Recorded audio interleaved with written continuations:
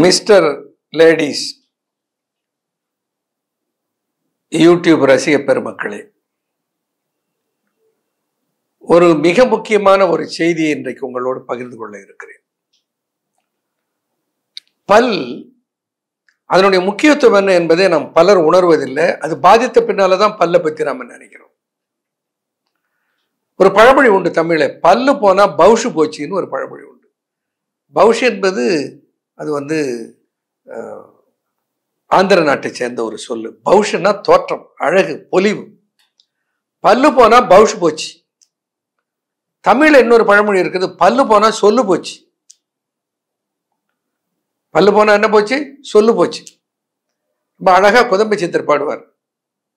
கலரும் கிளி மொழி காலம் சென்றால் அது குளறி அழியுமடி, குதம்பாய் குளறி அழியுமடி. கலரும் கிளி மொழி காலம் சென்றால் அது குளறி அழியுமடி. காலம் போனா அந்த பல்லு போயிடும். முதிர்ந்த சுடு காட்டில் முல்லையை ஒத்த பல் உதிர்ந்து கிடக்குமடி, குதம்பாய். முதிர்ந்த சுடுகாட்டில் முல்லையை ஒத்த பல் உதிர்ந்து கிடக்குமடி. இந்த பல்லு போச்சுன்னா எல்லாம் போச்சு. பல்லு போனா செரிமானம் போச்சு, பல்லு போனா ஆரோக்கியம் போச்சு, பல்லு போனா சீரண மண்டலமே வீணா போச்சு. பல்லை பாதுகாக்கணும். எப்ப பாதுகாக்கணும்? பல்லு நல்லா இருக்கும் போதே பல்லை பாதுகாக்கணும். பல்லை பாதுகாப்பதற்கு என்று சித்தர்கள் நிறைய மூலிகைகளை சொல்லி இருக்கிறார்கள். பல்லுக்கு ஆனது எது ஆகாது எது என்று 2 பாடல்ல பிரித்து தேரர் அழகாக 2 பாடல்களை கொடுப்பார். கல்லும் மணலும் கரியுடனே பாலைகளோ, கல்லும் மணலும் கரியுடனே பாலைகளோ, வல்லதொரு வைக்கோலும் வைத்து நிதம் பல்லதனை தேய்த்திடுவாராமாயில். கல்லும் மணலும் கரியுடனே பாலைகளும் வல்லதொரு வைக்கோலும் வைத்து நிதம் பல்லதனை தேய்த்திடுவாராமாயில். சேராளே ஸ்ரீதேவி வாய்த்திடுவாள் மூதேவி வந்து என்று ஒரு பாடலை சொல்வார். ஸ்ரீதேவின்னா செல்வத்துக்குரியவள். செல்வம்னா என்ன? நோயற்ற வாழ்வே குறைவற்ற செல்வம். நோய் இல்லாமல் இருக்கணும், ஆரோக்கியமா இருக்கணும், முதல்ல பல்ல பாதுகாக்கணும். அதுக்கு என்ன போடக்கூடாது? கல்லு மணல், ஆத்துல இருக்கிற செங்கல் எடுத்து ஒராச்சி அதை எடுத்து பல்லு தேய்க்கிறது, கரியை போட்டு பல்லு தேய்க்கிறது, உப்பை போட்டு பல்லு தேய்க்கிறது. இப்ப விளம்பரமே வருகிறது, கரியும் உப்பும் சேர்ந்து இருக்கிறது அந்த பேஸ்ட்ல, அதனால நான் அதில் பயன்படுத்துங்கள், அது நன்மை தேய்க்கும் சொல்லி. சித்தர்களுக்கு அதுல உடன்பாடு இல்லை. அதற்கு மாறாக சித்தர்கள் பல் தேய்ப்பதற்கு என்று பல்குச்சியை சொல்லி இருக்கிறார்கள். பரிகாசத்தை சும்மா தமாஷக நகைச்சுவைக்காக சொல்லுவார்கள். இந்தியன்ஸ் யூஸ் எவ்ரிடே எ நியூ பிரஷ் என்று சொல்லுவார்கள். என்ன, மேலை நாட்டவர்கள் ஒரு பிரஷ்ல பேஸ்ட்டை போட்டு பல்லு துலக்கிறார்கள். இந்தியாவில் என்ன பண்ணுவார்களா? Daily they use a new brush. அப்படின்னா தினம் ஒரு குச்சை உடைச்சு பல்லு துளைக்கிட்ட தூக்கி போட்டுருவான். அப்படி பல் துலக்குவதற்கு எது சிறந்தது என்று அவர்கள் சொன்னார்கள். வேலுக்கு பல் இருக்கும், வேம்புக்கு பல் துலங்கும், பூலுக்கு போகம் பொழியுங்கான், ஆளுக்கு தன் தாமரையாளும் சாருவளே, நாயுருவி கண்டால் வசீகரமாம் கான் என்று 5 மூலிகைகளை சித்தர்கள் சொன்னார்கள். அது உண்மையிலே அந்த பலன் இருக்கிறதா என்று என்னுடைய ஆய்வு.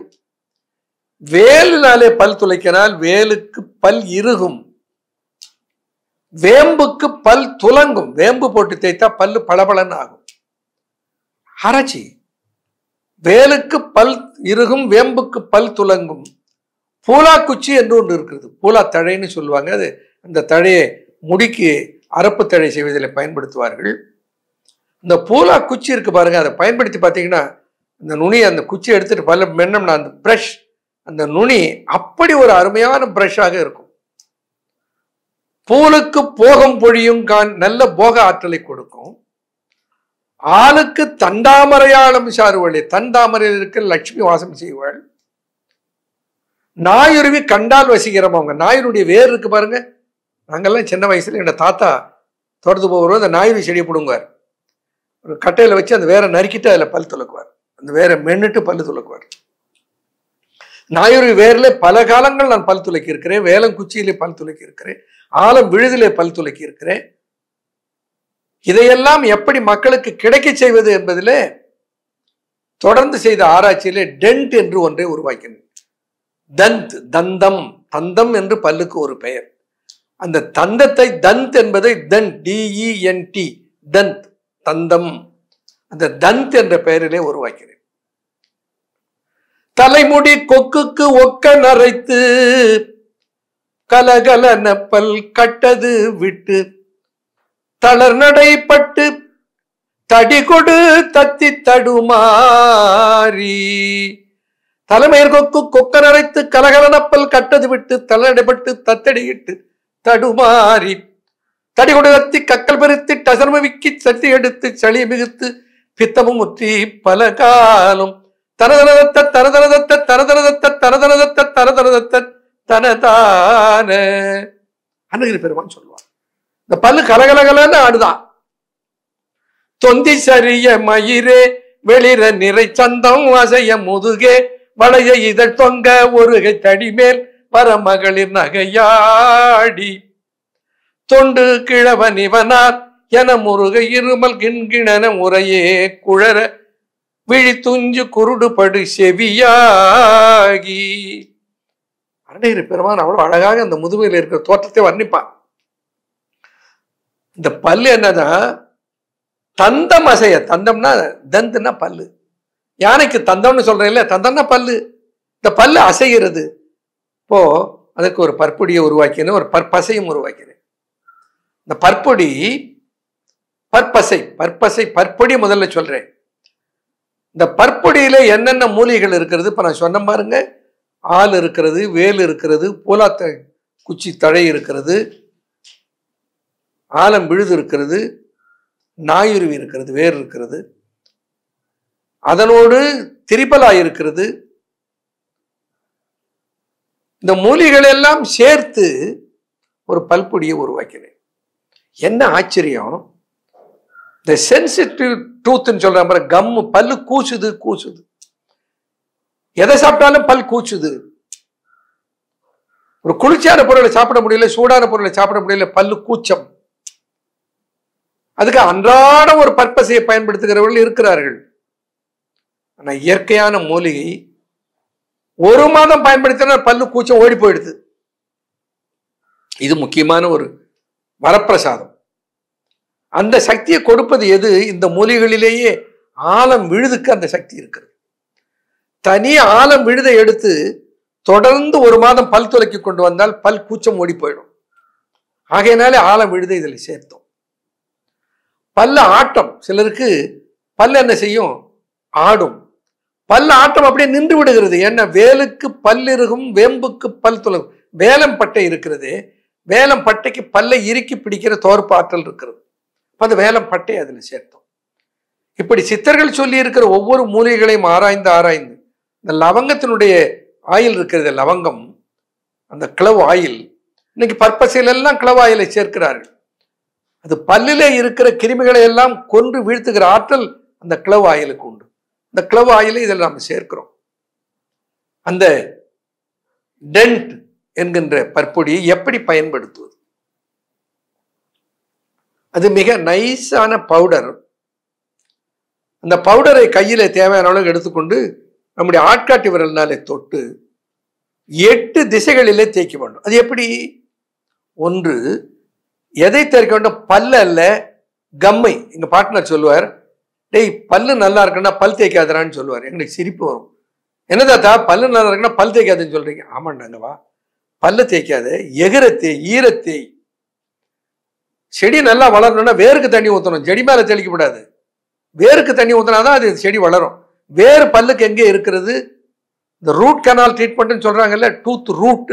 இப்ப புரியுதா நமக்கு? வேறுன்னு தாத்தா சொன்னதும் இன்னைக்கு ரூட் கனால் ட்ரீட்மெண்ட்டுங்கிறதுக்கு விளக்கம் புரியுதா நமக்கு? இந்த காலத்துல வேறுன்னு சொன்னார். எகிரி என்பது பல்லினுடைய வேர். இப்ப என்ன பண்ணணும்? இதை தொட்டு விரல்ல எடுத்து மேல் பக்கத்திலே கீழ்த்தாடையிலே ஒரு பக்கம், இந்த பக்கம் இப்படி, அதாவது வலப்பக்கத்திலே ஆட்காட்டி விரலை கொண்டு வெளிப்பரப்பிலே பல்லை எகிரை தேய்க்க வேண்டும். அடுத்து இடது பக்கம் கீழ்த்தாடையில் அதே எகிரை பயன்படுத்தி வெளிப்பக்கத்திலே ஒரு 10-15 முறை தேய்க்க வேண்டும். இதே இந்த பல்பொடியை பயன்படுத்தி. அடுத்து உட்பக்கத்தில் வலது புறத்தில் அந்த பல்லினுடைய அடி எகிரின் உட்புறத்திலே ஒரு 15 முறை. அது மாதிரி இடது பக்கமாக உட்புறத்தில் ஒரு 15 முறை. இப்ப 4 பக்கம் ஆயிடுச்சுங்களா? கீழ்த்தாடையில அதே மாதிரி மேல் தாடையிலே 4 முறை.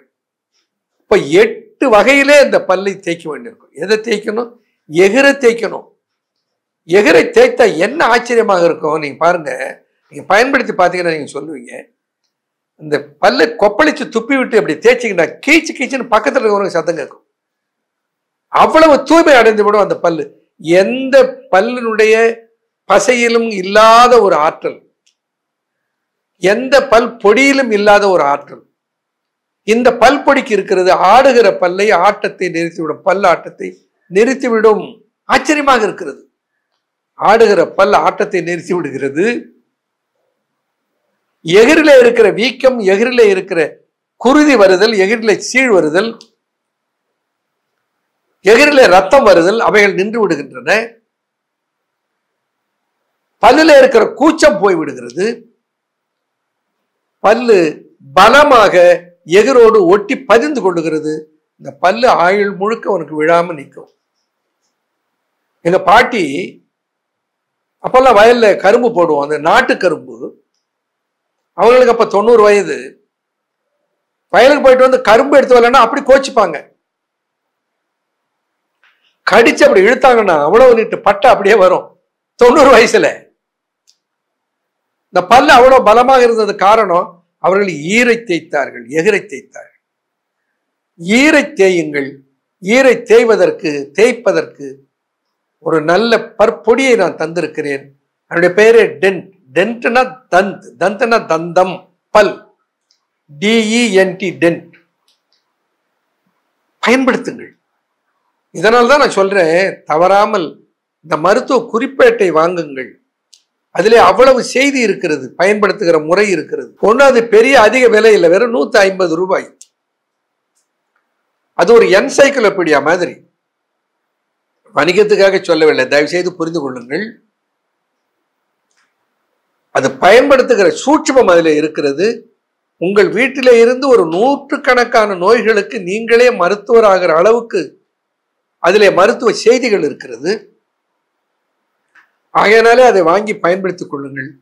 உங்களுடைய நேரத்தை வீணாக்க வேண்டியதில்லை. எங்களுக்கு தொலைபேசியில பேசிக்கொண்டு, எங்களை கேட்டுக்கொண்டு நாங்கள் கிடைக்கவில்லை என்கின்ற வேதனை எல்லாம் இல்லாமல் நீங்களே அனைத்தையும் தெரிந்து கொள்ளுகிற வாய்ப்பு அந்த மருத்துவ குறிப்பேட்டிலே இருக்கிறது. அதை பெற்றுக்கொள்ளுங்கள்.